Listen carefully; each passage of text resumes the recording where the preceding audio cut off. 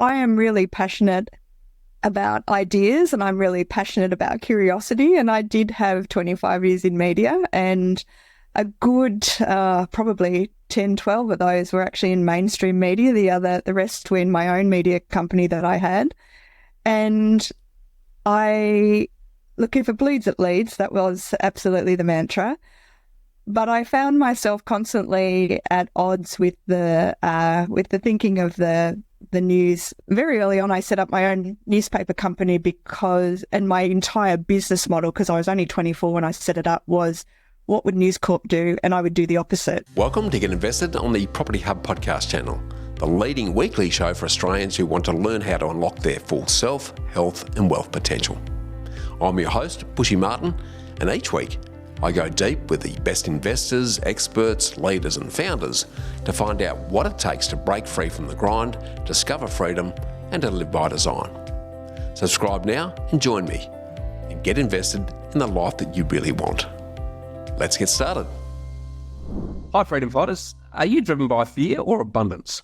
Chances are, if you're immersed in our continuously connected and always on, instant everything digital world, you're going to be driven by fear as you're drowning in a sea of it. Because sadly, much of our mainstream media is fighting a desperate and losing struggle to survive.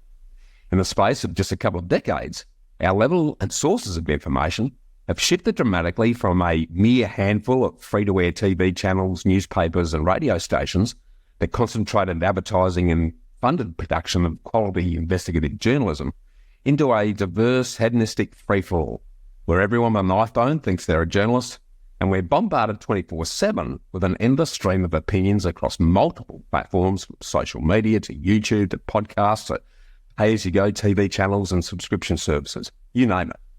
There are an increasingly endless array of non-stop mediums that are spreading and diluting our attention, and consequently, the old bastions of journalistic integrity and information based on truths and verified facts are under attack from a plethora of fake news, as media revenue from supporting sponsorship and advertising has been eroded and spread way too thin.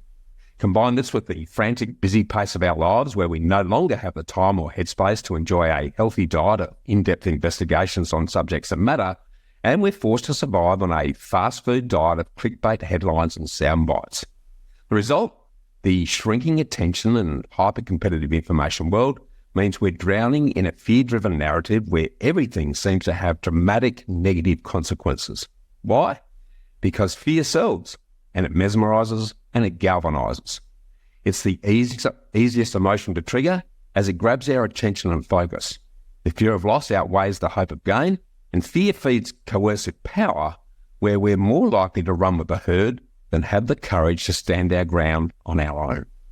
As H.P. Lovecraft noted over a century ago, the oldest and strongest emotion of mankind is fear, and the oldest and strongest kind of fear is fear of the unknown, because our survival as a species in prehistoric times depended on reacting instantly to our highly tuned fears.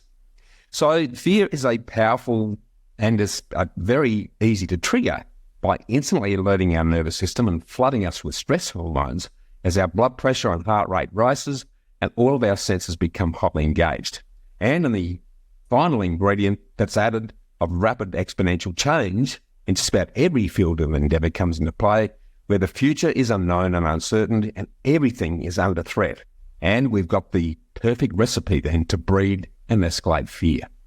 This quite caustic cocktail of constant change and the media's fear-driven narrative means that we've been conditioned to expect and fear change, because in order to survive, the media is always associating it with negative consequences and outcomes. Is it any wonder that our anxiety is rising through the roof? But if we look at history, we find that those that grow and prosper are always those few that have the courage to swim against the tide and embrace change as an opportunity, not a threat.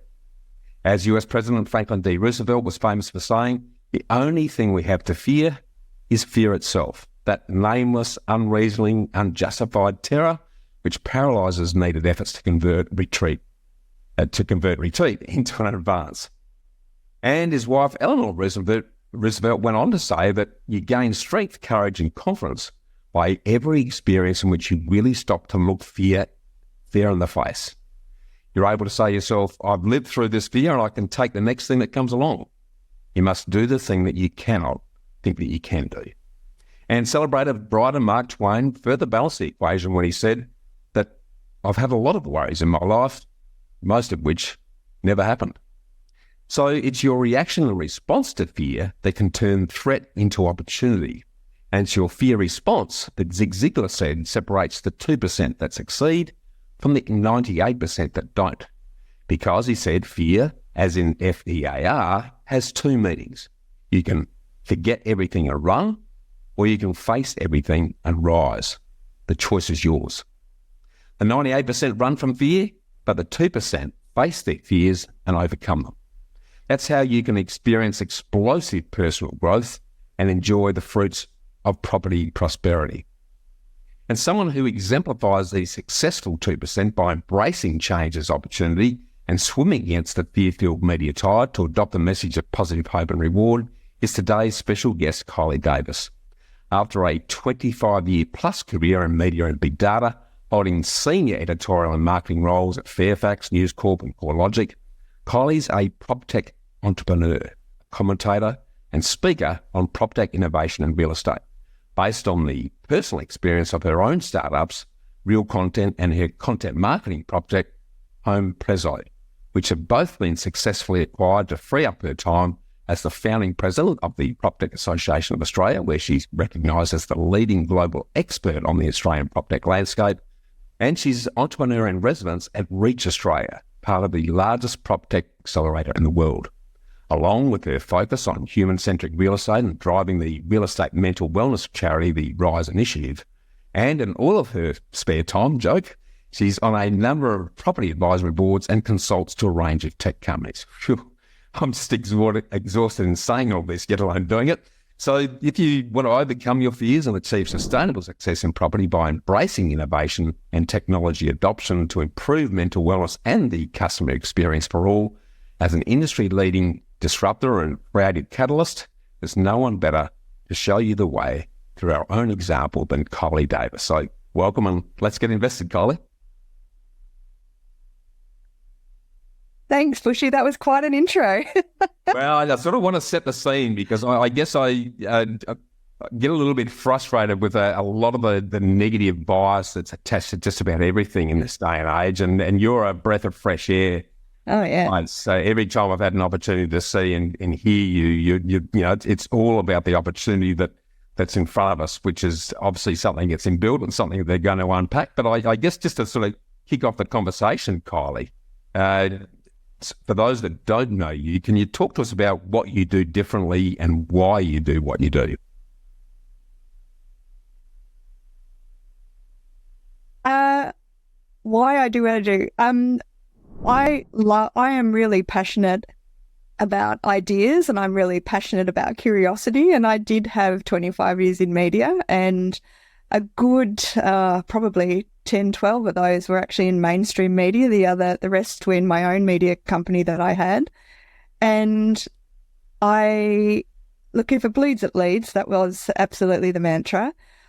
But I found myself constantly at odds with the thinking of the news. I was always curious. I wanted to be a journalist because I was curious about people, because I wanted to hear people's stories, because I was really passionate about uncovering stories that needed to be shared. And I found media kind of got close, became smaller and smaller and smaller in its focus and its thinking. And so very early on, I set up my own newspaper company and my entire business model, because I was only 24 when I set it up, was what would News Corp do? And I would do the opposite, because I had been trained at News Corp.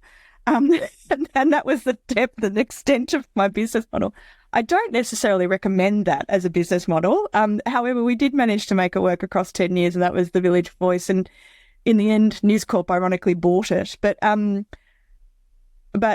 for me, it's always been about the ability to, what I'm really curious about is understanding people's motivation and their stories, bringing them to life and building community around really great ideas, whether that is, and I've been doing that, whether it's a local newspaper, trying to understand what makes a community tick, whether it is mainstream sections of big newspaper companies to understand how we create really strong businesses behind the journalism, or whether it is in the Proptech or the data space, helping people understand what's really going on, how do you make it work for your business, how do you actually understand it in a way that doesn't feel like adulting homework, like, 'cause nobody wants to do that. And that's a lot of the things that we also see in property investing.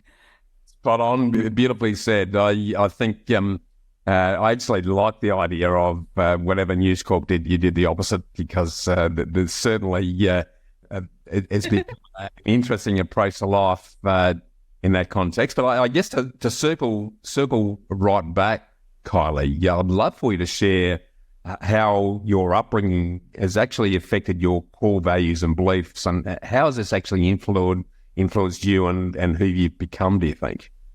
So I grew up, typical, a really typical nuclear family. My dad was always an entrepreneur. He always ran his own businesses, and I used to help him from a very early age, go into the office and answer the phones. I learned to answer the phones and wrap Christmas presents at Christmas time, and I'd always go out on the road with him when he was doing sales calls. I think for the promise of a raspberry lemonade and a pie and a custard tart or a pub lunch, but during school holidays, that was kind of my thing as the eldest daughter. And I was always really interested in the relationships that he had, and the helping of people that he did, and how he would. My dad always had in his head like the whole favour ledger. It's like, well, I'll do so and so a favour because you never know when you might need his help down the track. And it was never sort of. It was always in a really positive framework. Like, if I can help a bloke out, I'll help him out, because then I will be able to ask for help when I need it. So I grew up in that kind of an environment, and very much a small business environment. My dad was always really curious. I'm very grateful to News Corp, because I was a cadet back in the day when you didn't need to go to university to do a degree in media. You could go straight out of high school, and I was the sole cadet at the Australian newspaper in Melbourne.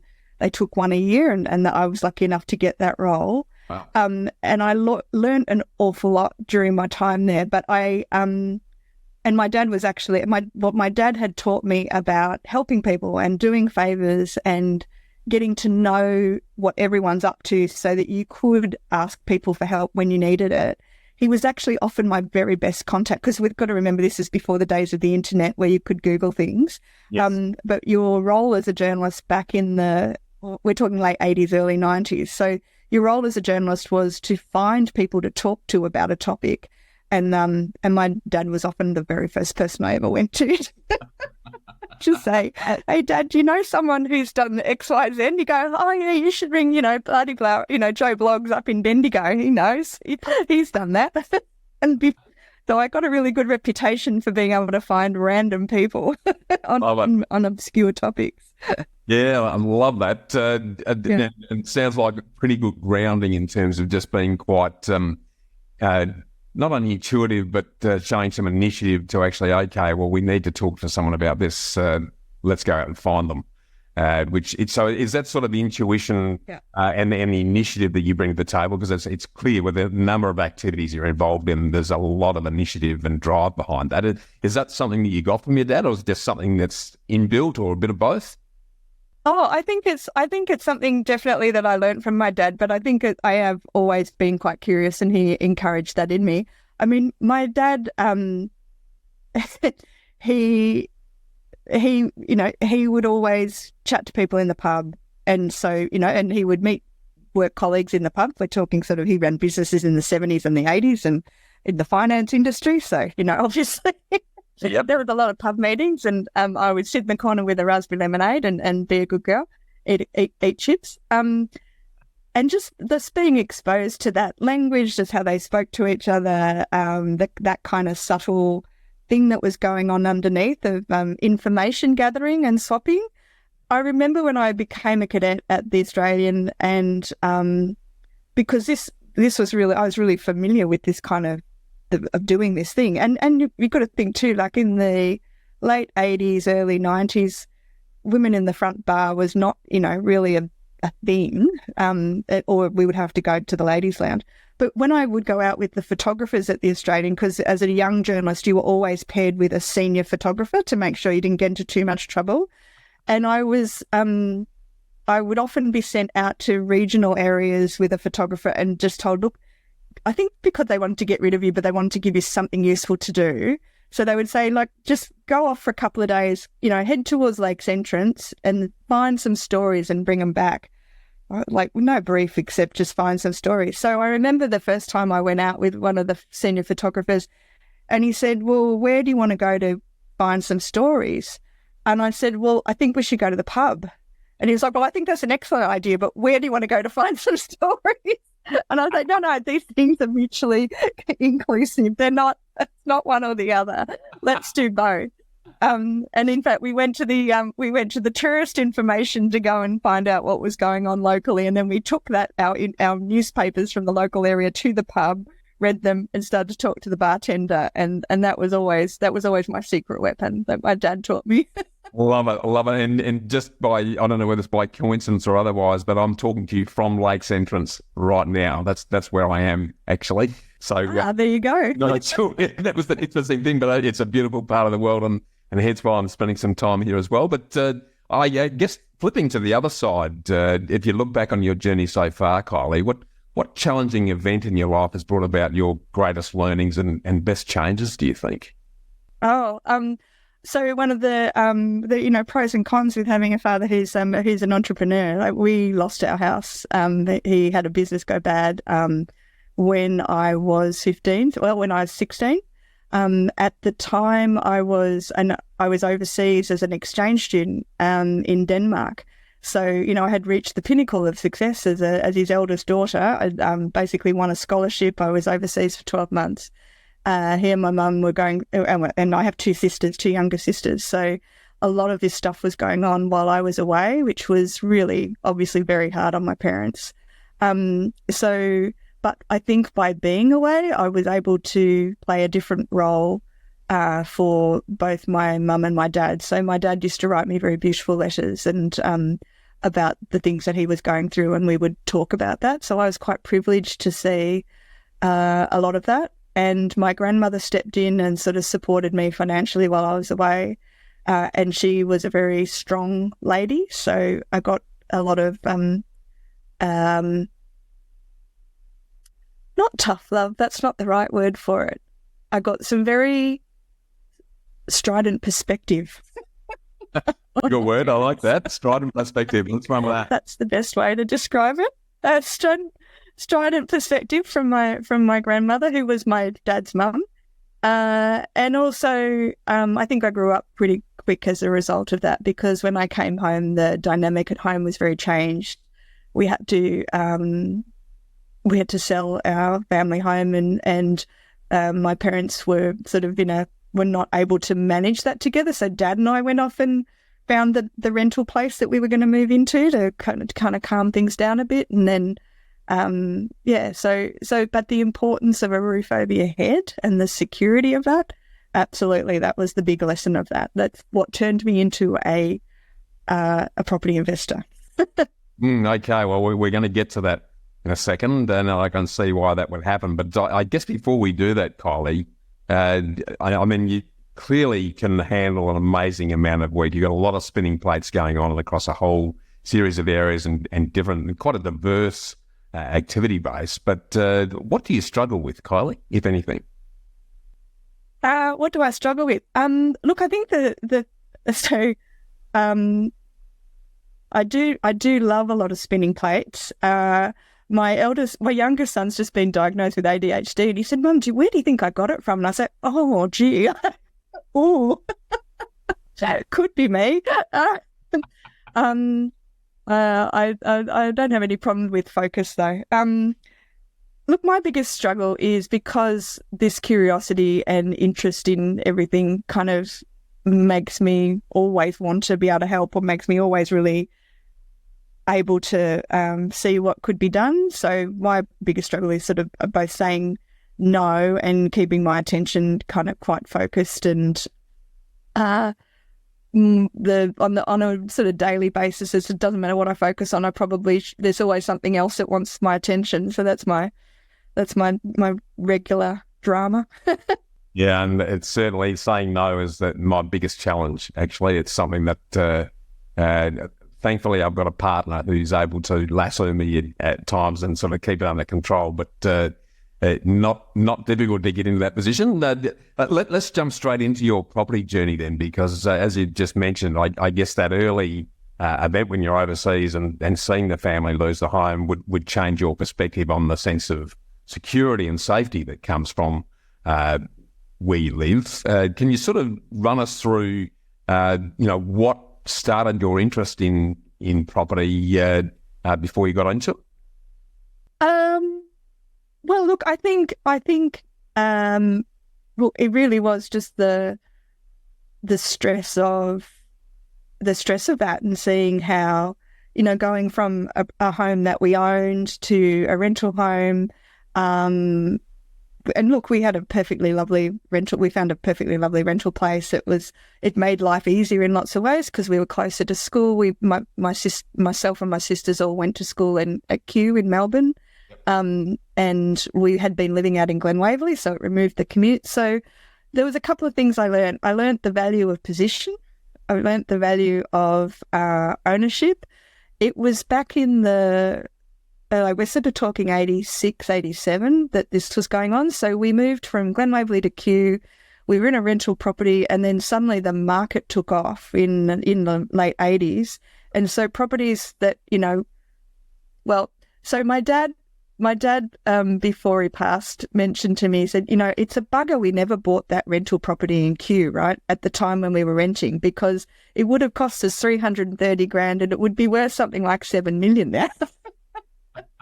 That's just sort of, so it was watching the market just take off while we weren't in it, and yearning to be in it. And when I got my job at the Australian, and Dad was really proud of me being a journalist and earning money, and he was urging me the whole time, save up for a deposit, get your first unit, let's get you settled, let's get you organised. No, I didn't. I actually blew it all on a holiday with an overseas holiday with a boyfriend, but that's a different story. And after that was over, I did start again, because obviously the relationship didn't work, and got onto the first property ladder. Love it. It sounds like the heart overweighted bricks and mortar, which is pretty understandable. But take us through your property journey then, Kylie, in terms of what you did, when and why, what challenges did you overcome, what worked and what hasn't, and what have been the learnings from all that, if you could, please.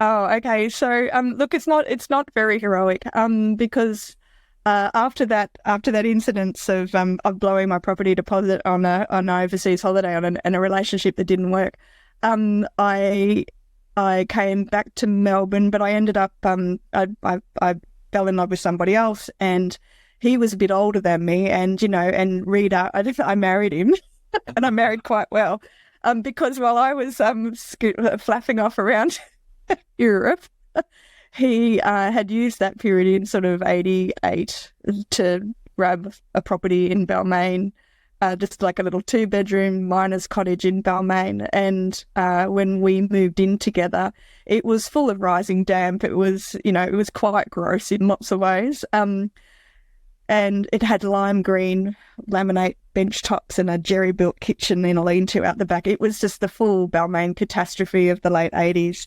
But that set both of us, and I was talking about getting married, he was talking about having a baby, so we had a baby first, but that set both of us up on property ownership. And he had a similar background in lack of security in his home life as a child. So the idea of home and the idea of building wealth through property, we were both very aligned on. And so we used that first property in Balmain to basically then buy land on the south coast, which the intention was we were going to raise our family down there, have a brood of children and get them all talking to the kangaroos. And it was always a 5-year plan, but then 5 years happened and 5 years happened and 5 years happened, and we never got down there. We would holiday down there, but we never actually got to move down there permanently.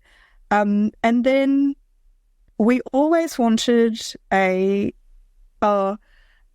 at one period, when we were first looking to invest in property after having bought the land, my mum and dad went through, had moved to the South Coast as well, and they had a few.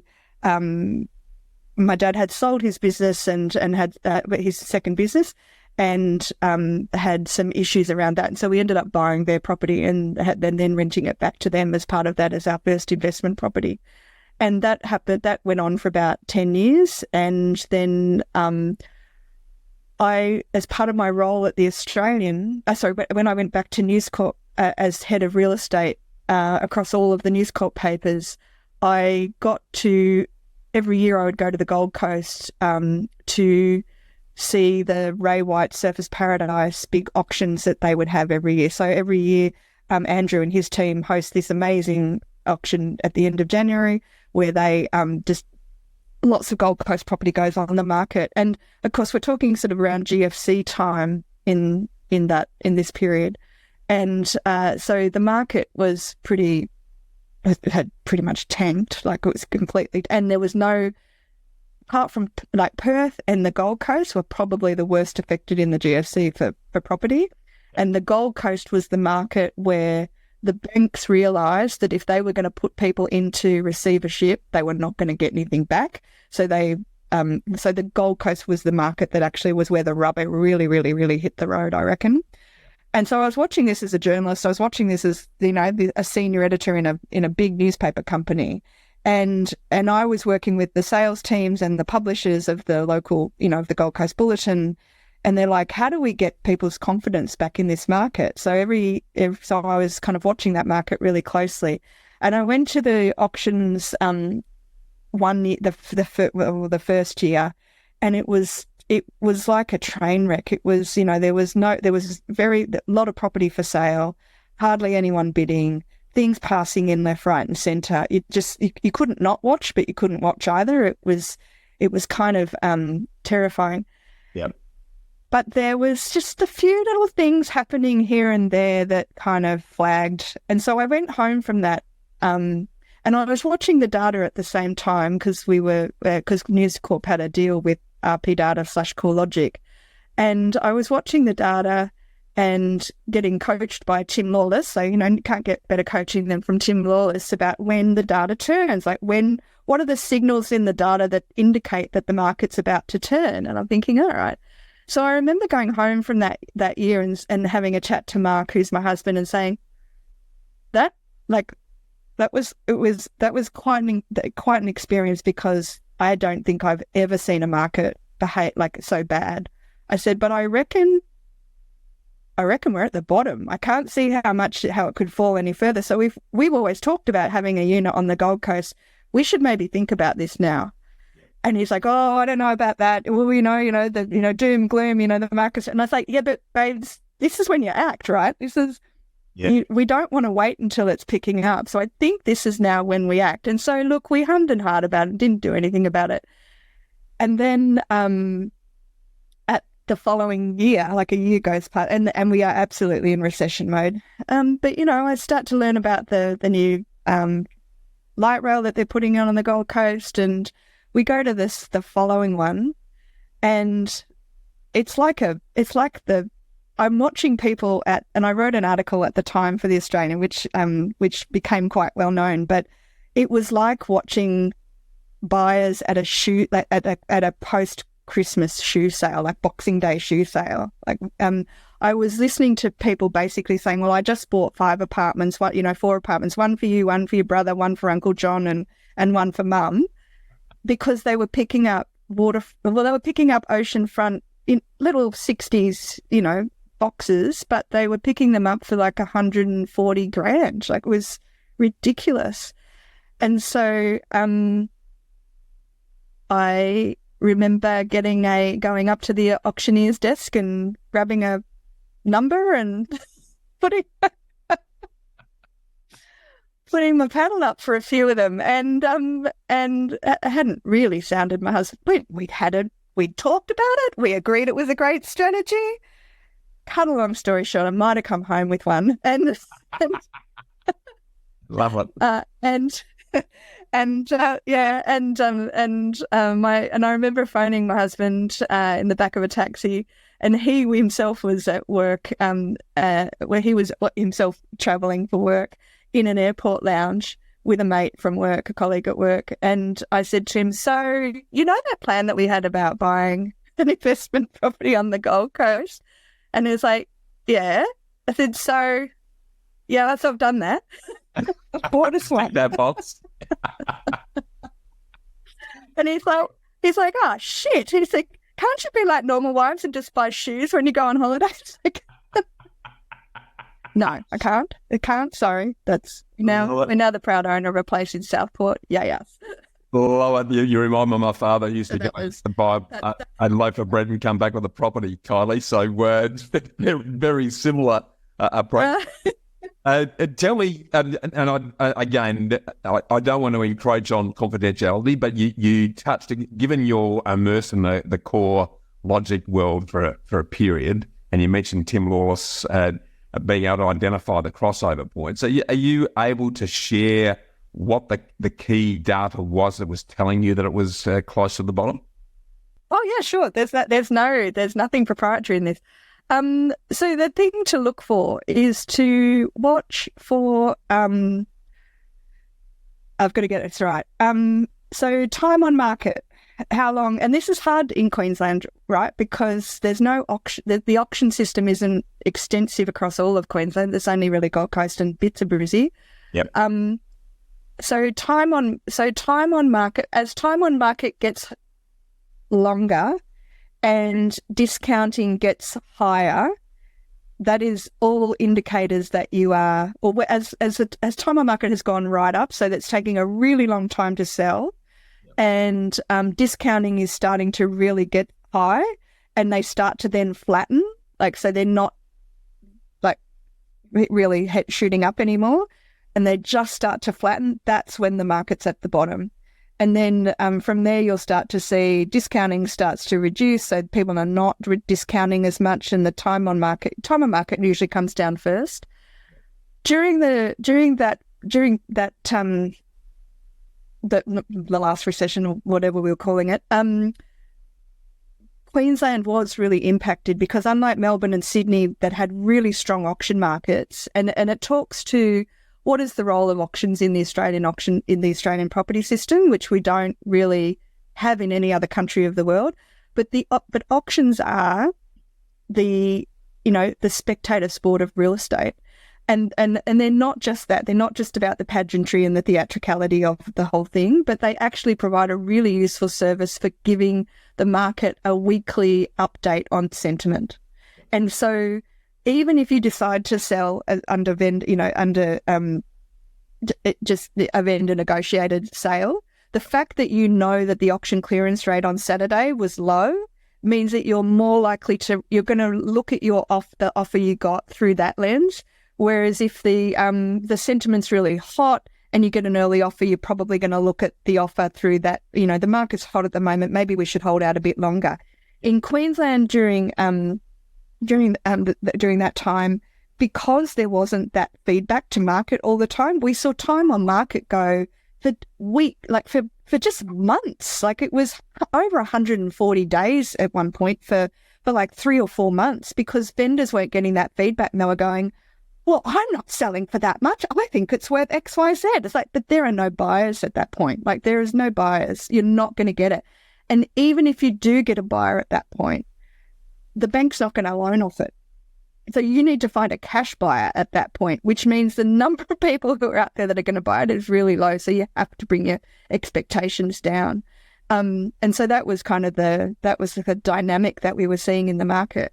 Love it. Thanks for sharing that, because for a lot of people listening in, everyone talks about data, and there's so much data now that people get lost in it. but being able to crystallise some of the key indicators. Not too much, yeah.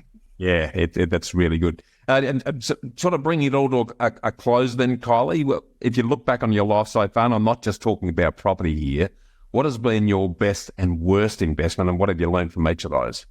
Oh, I think all of our investments have been good investments. They've all had really interesting learnings from them, though. So, and I think the learning was like, I tell the story about buying by impulse on the Gold Coast. That's not strictly true, because I was in the data all day, every day, and I was sort of constantly monitoring Queensland data. So I knew about the light rail going through. I knew I wanted to be in Southport because I wanted to be close to the hospital, and I wanted to be closer to the new university, and I wanted to be close to shopping. So I knew my suburb. I knew what the yields were. I knew out of that option period which properties I was going to be interested. I wasn't just kind of window shopping. I had an idea of what I hadn't necessarily shared all of that with my husband, but in my head, I had it all really clear and straightforward. What I didn't do, though, didn't check council rates, didn't check water rates. And in Queensland, they're very, very different to New South Wales. In fact, they're 4 times the size of them. So I might have been slightly out on the numbers that I had been so careful on. Yeah. And that didn't make it impossible, but it didn't mean that it quite yielded what I thought it was going to. And, but the capital gains have been quite strong on it. So, we've been okay on it. We built our property during that period too. We built the house on the coast, on the block of land, on the acres down on the south coast. We went counter cyclical again, and at a time when there was no property, nothing being, a lot of job shortages on the south coast, we got our house built in record time on budget. And I had tradies and suppliers ringing me asking if they could supply to our job. I've never had a more glorious period of tradies. Never been like tradies ringing me saying, "Would you like us to do your plumbing?" I'm like, "Sure." Oh my God, I haven't had to find someone. This is awesome. Because work was so short. So I think the lesson out of it was, don't be scared to go. If you know your plan, if you know your strategy, and you can see markets in decline, don't Warren Buffett it, right? Because Warren Buffett was always is a counter-cyclical investor as well. He just does it with shares. But don't be, and if you've got your money organised, don't be frightened to go in, because it works. It usually works really well. You're doing these things when they're affordable, when there's not much work going, maybe not much work going on, and you stand to make really good capital gains. You don't have to try to time it to the absolute bottom of the market. That's just crazy. But if you feel that the market's on the move, take the breath and stress test your plan and jump in. Yeah, I love it. I'm a closet contrarian myself, Kylie, so totally ascribe to everything you're saying there. I want to jump now into what I affectionately refer to as the ambush bushfire lightning round, where I'm just going to ask you a couple of quick questions that everyone likes to glean words of wisdom on. The first of those is, what's both the worst and the best piece of an investment advice that you've ever received? Oh, I'm not very lightning round on this. I think the best piece of advice is to, plan your plan and then execute your plan, and be mindful of what's going on around it, but stick to the plan. Don't be swayed by the noise around what everyone else is doing, what the crowd's doing. If you've got to create a plan that's long term, that achieves your financial goals, and that that you've got the money to cover, and that you can cope with a few slings and arrows around it, and then stick to the plan. That's the best piece of advice I've ever been given. And I think the other thing is, you don't have to invest at the bottom of the market and sell at the top of the market to make money in property, right? You just have to sell for more than you bought for. So this anxiety around, oh my God, is now now the right time to wait or act, or should we wait a bit longer, or should we or shouldn't we? It's I'm a lot more kind of, no, well, this is the market that we've got. What's the best decision that we can make in this market? Spot on. Great words of wisdom there. Kylie, as a prop tech guru, if you could wave a magic wand and change anything, what would you change about property? I would change how siloed it is and how deconstructed it is in Australia. So property is it is our single biggest asset class in Australia, and it is our most deeply important psychological class in asset class. So, the need for shelter is a basic human right, and the way we have structured it in Australia is all wrong, because we have some laws at the top at federal level, but really it's all devolved down into state and then local government area. And so what that means is that all of our data is siloed, all of the visibility of what property is coming onto the market in terms of new build, what's in planning, what's being renovated, what we actually need, all of this stuff is happening in opaque silos. And for us to fix this and to get supply back on track, we absolutely need to have visibility across all of the entire property universe in Australia, not just in the little bits that, do or don't talk to each other. It's crazy. 100% agree. And for a population of 26 odd million, to have so many stratas and barriers, hurdles and distinctions between one place and another, and then the various levels of government, it makes no sense to me whatsoever, to be honest. But so some great insights there, Kylie. And no, I sort of I'd love to talk to you in more depth on this, but I know you're under some time pressure, so I really want to thank you for taking the time to share your inspiring personal journey so far, Kylie. And if anyone would like to ask questions of myself or other property professionals about their property approach, or you'd like to further discuss anything that Kylie and I have chatted about with other like-minded investors in a very safe, relaxed and no-pressure environment, feel free to join us on the Property Hub Collective Facebook group by clicking the link in the show notes. So we look forward to connecting with you and continuing the conversation there. In addition, if you'd like to confidentially delve deeper into your specific property needs or challenges in a confidential environment, then booking with me for a personal solution session by clicking the link in the show notes. And you'll get an opportunity to get my dedicated time and my 40 years of experience for a full 60 minutes. We now look forward to continuing our great conversation with Kylie in next week's episode, where we're going to unpack the exciting and fast emerging world of the prop tech opportunity that will help us all to achieve and enjoy much better property outcomes. So remember to always get invested in your knowledge and your network, and we look forward to getting invested with you again then, Kylie. Thanks, Bushy. Thanks for tuning in to Get Invested on the Property Hub podcast channel, your home for property investment insights and inspiration. Make sure you subscribe to Property Hub for free. Get your weekly dose of Get Invested inspiration along with every episode of Realty Talk, Australia's top online property show for red-hot property investing news and insights direct from industry leaders and influencers. And finally, I'll see you next time.